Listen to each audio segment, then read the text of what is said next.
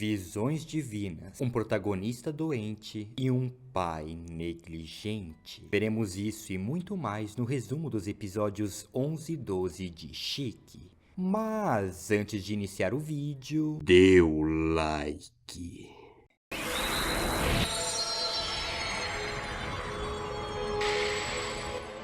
Iniciamos o episódio 11 vendo a feiticeira da vila revelando para os seus visitantes que teve uma visão, em que revelava que os culpados pelas mortes que estavam acontecendo na vila eram a família Kirishiki, e que os ressuscitados realmente existiam. Ou seja, apesar de ser um pouco conveniente demais a forma como ela descobriu, o fato é que ela descobriu a verdade e iria falar para todos os moradores da vila o que estava acontecendo naquele local. Cortamos então para o hospital, onde os enfermeiros estavam conversando sobre como o médico Ozaki estava estranho depois de perder a sua última paciente, aquela que foi levada pelos vampiros. Até que o telefone toca.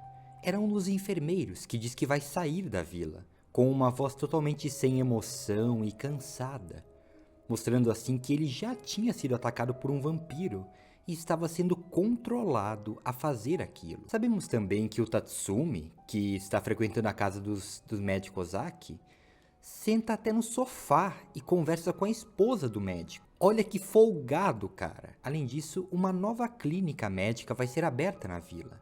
Dessa vez, tendo o médico dos Kirishiki como dono dessa clínica. E convenhamos, né? Médico dos Kirishiki?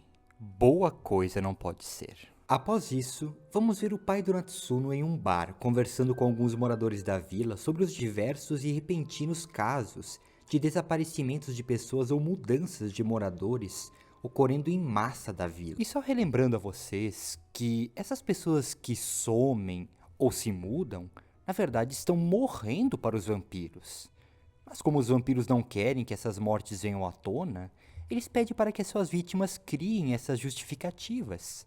Assim, tudo fica encoberto. Os homens continuam conversando sobre isso, até que o médico Ozaki entra pela porta. Os homens de imediato perguntam para ele se a vila talvez estivesse passando por uma epidemia, dado o tanto de moradores que estava morrendo. Porém, o médico Ozaki nega isso, e apenas diz que caso alguém da família deles morresse, ele cremaria o corpo, deixando todo mundo com mais dúvidas do que antes, e vai embora. Voltamos então para a feiticeira da vila, que não está conseguindo convencer ninguém de que a culpa dos moradores é da família Kirishiki. Mas também, minha querida, sem provas fica difícil, né? Retornamos para o médico Ozaki, que está em um cemitério com uma pá na mão. Ele quer desenterrar a sua última paciente para ver se ela ressuscitaria e realizar experimentos nela, para descobrir o que pode machucar um vampiro de verdade. É, rapaziada, o médico Ozaki já coringou legal aqui.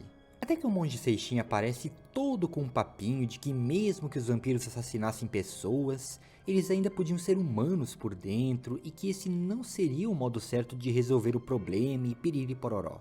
Mas o médico Ozaki não dá ouvidos e o monge vai embora. Acompanhamos então o monge Seishin, que está em seu lugar de reflexão. Ele recebe uma visita da Sunako, que tenta atacá-lo, mas ao perceber que ao invés de sentir ódio pelos vampiros, ele na verdade sente pena, a Sunako decide por não atacá-lo e vai embora. Vemos então a feiticeira insistindo em contar a verdade para os moradores da vila, que os Kirishiki eram os culpados pelas mortes da vila e que todos eles eram vampiros, até conseguindo reunir algumas pessoas que lhe deram atenção, incluindo o pai do Natsuno e até mesmo o médico Ozaki nesse grupo. Assim, ela pede para todos irem na casa dos Kirishiki para verem a verdade com os seus próprios olhos. Ao chegarem lá, perceba bem quem os recebe lá na mansão. O pai da família Kirishiki, que vamos entender mais tarde o porquê dele poder ficar exposto no sol sem consequências, e o Tatsumi, que é o vampirão brabo que não precisa seguir regra nenhuma para sobreviver, incluindo podendo ficar exposto ao sol sem problema nenhum. Obviamente, a vampirinha da Sunako e sua mãe ficaram dentro da mansão, longe do sol, com a desculpa de que as duas sofrem de uma grave doença imunológica e por isso não podem pegar sol. Sei bem a doença imunológica que elas têm. É um canino bem grande, né? O médico Ozaki até se aproxima do pai da família Kirishiki para medir a sua pressão e temperatura, e tudo estava normal. derrubando por terra o argumento de que todos da família Kirishiki eram vampiros. No final do episódio, vemos uma moradora implorando por ajuda da feiticeira porque os vampiros estavam atacando a sua família. A feiticeira aceita ajudar sem hesitar, porém, enquanto a feiticeira se afasta dessa moça, um sorriso se forma em seu rosto, terminando assim o episódio 11. Iniciamos o episódio 12 vendo o único escritório que fazia a contagem das pessoas que morriam ou se mudavam da vila, tendo lá apenas o pai do Akira e Kaori trabalhando lá. Todo o resto da equipe sumiu. Mas não é só isso não.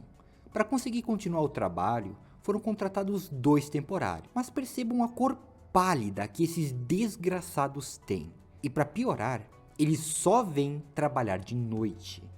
Ou seja, nem os relatórios de morte e desaparecimento serão confiáveis a partir de agora. Vemos então o Natsuno, que está agora bem debilitado, por estar sendo atacado pelo Toru. Então o Akira e a Kaori vêm encontrá-lo para conversar com ele. Assim, o Natsuno mostra os 2 dentes de mordida em seu pescoço, e diz que eles devem sair da vila antes que seja tarde demais para eles também. Mas ambos se recusam e dizem que vão ajudar o Natsuno até o fim. Mesmo com essa insistência, o protagonista diz para os 2 que não devem mais procurá-lo, pois talvez no futuro ele não fosse mais ele mesmo. A cena corta então para o Natsuno à noite em sua casa, esperando o Toru para vir se alimentar dele. Assim, ele decide esperar o Toru do lado de fora da sua casa. Quando o Toru aparece, o Natsuno já o aborda com uma cruz na mão. Parece assustar o vampiro e até o mantém longe do protagonista. Mas o Toru fala o nome do Natsuno e o protagonista não consegue continuar com aquilo, porque não quer machucar o seu amigo. Por isso, começa a fugir do vampiro. E o Toru persegue o Natsuno, até que o protagonista se vira para o vampiro e mostra uma estaca de madeira e um martelo na mão. Mas, de novo, o Natsuno tem medo de machucar o seu amigo e desiste de fazer isso, até deixando que o Toru sugue o seu sangue. Mas que frangote, hein, Natsuno? Pelo amor de Deus. Corta então para Megumi, que está vendo as saídas da vila que o Tatsumi bloqueou para que ninguém pudesse entrar ou sair de lá. Daí aparece o Tatsumi e me diz que eu não posso chamar os Shikis de vampiros porque a família Kirishiki não gosta desse termo. É sério isso, Tatsumi? Pois bem, então quero que saiba que quem fez o roteiro do vídeo fui eu, e eu vou chamar os Shikis do jeito que me vier na telha.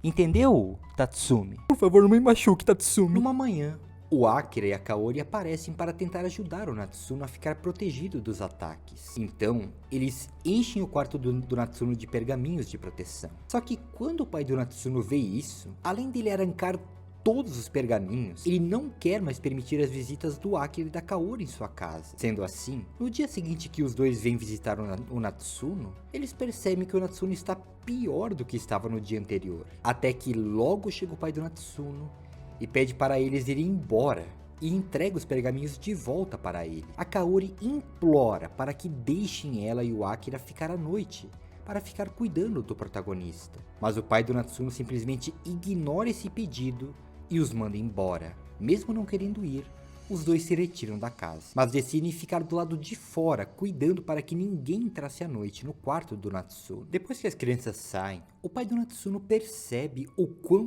grosso foi e vai atrás do Akira e da Kaori para se desculpar e dizer que vai ficar ao lado do Natsuno a noite inteira para cuidar dele. As crianças se empolgam e até devolvem os pergaminhos para ele. Mas será mesmo que o pai do Natsuno vai fazer isso? É claro que não, né? Além de jogar no lixo os pergaminhos, ele só visita o quarto do Natsuno de vez em quando. E para jogar mais sal na ferida, deixa a janela do protagonista aberta. Assim fica difícil. Onde podemos ver uma silhueta lá fora, só esperando o momento certo para entrar. Finalizando o episódio, vemos a Megumi atacando o pai do Akira e da Kaori, terminando assim o episódio 12. Então é isso, meus queridos. Muito obrigado por terem visto o vídeo até aqui. Um grande abraço do Hiro a todos e tchau, tchau.